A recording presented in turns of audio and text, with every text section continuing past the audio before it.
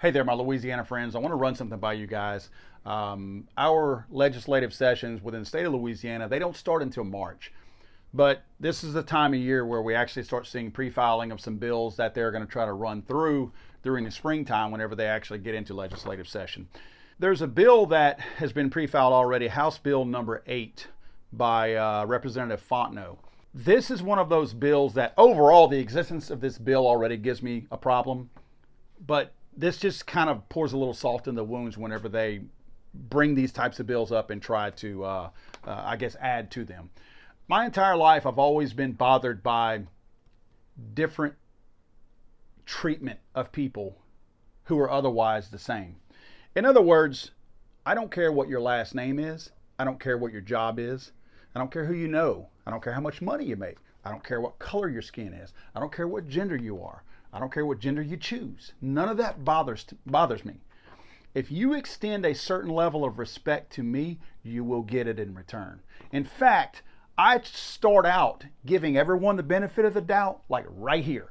Wherever I am, whatever my level is, status, because I consider myself a pretty decent average guy, I see you right there. And then we work from there. You either go up in my respect or you go down. That's all. Your bank account, the degrees on your wall, your job title, none of that changes any of that. It's the treatment, it's the actions that you extend that send me up or down in how I see you and how I rate you in my own mind.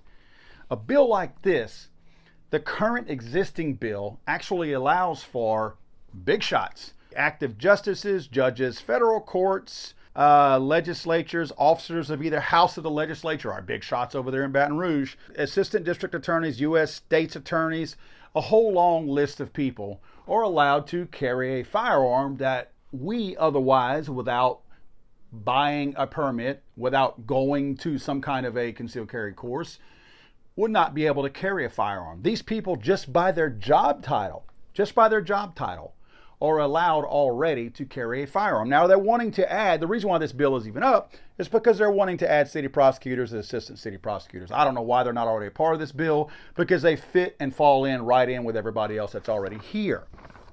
Now the caveat that they extend to say, well, this is why this is a good thing, is because they state that such persons are qualified annually in the use of firearms by the Council on Peace Officer Standards and Training.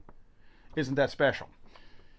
Anyone out there knows, and you guys know this, of course there are exceptions in law enforcement. There are your SWAT guys, there are your heavily trained guys. There are guys that just happen to be really proficient with firearms and like firearms that are law enforcement officers, and they're really good at what they do.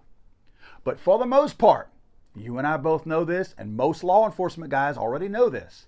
For the most part, a law enforcement officer, the standard average everyday law enforcement officer out there, is not very proficient with his firearm. They're just not. Yes, they have this same peace officer training. That training consists of going to an academy and shooting a firearm at a target with probably 100 other people out there. I've been to many of these academies, shooting ranges, and from 7.5 yards out, where some of these law enforcement officers are qualifying with their pistols, there are rounds that hit in the dirt, and the targets are littered across the bottom at the dirt. The target is this high, eye level, and their rounds are going into the soil down below. These guys, in many cases, and most cases, these law enforcement officers touch their firearms once, sometimes twice a year. Obviously, different states, different parishes, different counties are going to be a little bit different. But for the most part, they're touching their guns 1 or 2 times a year when they're mandated to, and they're sending roughly 100 rounds downrange. That's it. And I guess the hope is out there that some of them land on the target, because that's going to at least qualify them to be able to keep carrying that firearm and wearing that badge. Again, this is not a knock at law enforcement. This is a reality. They will tell you that. Law enforcement will tell you. Law enforcement guys will tell you most of the guys on our force could not hit the side of a barn with a firearm. But that's what type of training these people are going to receive. They're using that because there's this wild misconception out there that all law enforcement are crack shots with their firearms. So somehow or another, we're going to give all these special people with these big titles peace officer standards and training. That's the type of training that they're going to get. So now we all feel better about it.